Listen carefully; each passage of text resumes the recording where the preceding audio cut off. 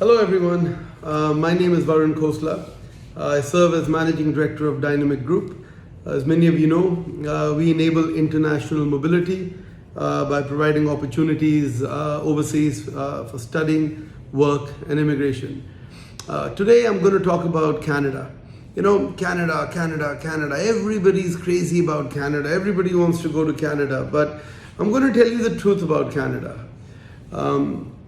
If we were to compare about exploitation of people, right? Exploitation means overcharging, extracting money, etc. Take some examples. Dubai, Qatar, Saudi, Canada, Australia. Which country do we think has the highest amount of exploitation? The answer is Canada. In my life, I have never come across a country where there is more exploitation than Canada. It is terrible of the Canadian government. They do nothing about it. It's terrible of the Indian government that it happens here and they do nothing about it. The Canadian, unfortunately, some or a large percentage of the immigration consultants who work in Canada are not working in an ethical manner. That doesn't mean all are bad. Many are great, many are very good, but some are really, really bad. They don't have the right ethical value. And they work in, the mission is to extract money. You know, truck drivers, waiters, waitresses, cooks, paying 15 lakhs, 20 lakhs, 25 lakhs, all for a job in Canada. It's crazy. If you have the skill, then why do you need to pay this much money? Nowhere in the world do you need to pay this much money except in Canada. Because you are paying money to fill somebody else's pocket. That's why. And people are willing to pay, so they charge. You get a job, you get immigration, so people are like, well, you know, I'll move my family, so it's not a bad deal. But for every 100 people who pay some amount of money to get a job in Canada, how many do you think actually end up in Canada? Less than 2 to 3%. That means 97% of the people are getting exploited. Friends, don't get exploited. Be smart. Now, I'll give you a couple of examples.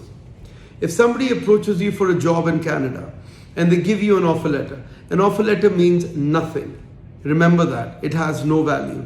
I can go to my computer, make a letterhead and print an offer letter, write your name on it, write terms, conditions and your salary, hand it over to you. It could be fake.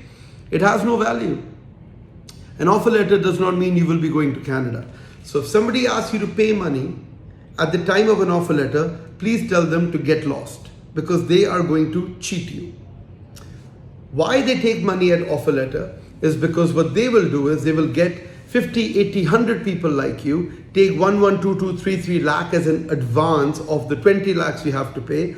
Most of it will be non-refundable to you, or they'll know they won't pick up the phone after a while when they don't give you a job. They'll take this money to go and fund a labor market survey, LMIA, based on which work permits are given, based on which visas are given. So say 100 chefs are told about this great opportunity in Canada, and every chef has said your SC is going to be 20 lakhs, but start by paying me 2 lakhs. And then as the process goes, we'll make a payment plan for you. Everybody, all the chefs pay some money, for example. Now the person has already made a lot of money. So they will then take this money, go and apply for an LMIA, which is the Labor Market Survey in Canada. Now, the Labor Market Survey may come, may not come. It may come for 100 people, it may come for 80 people, may come for 40 people, or it may not come. Now, when that happens, they are using your money to finance the Labor Market Survey. When it comes, some of you will get that job, some of you will not get that job. Unfortunately, 95-96% of you would have paid some money and you would not get that job. Also, when you are getting a job offer letter, make sure it's not fake. Make sure it's not made up.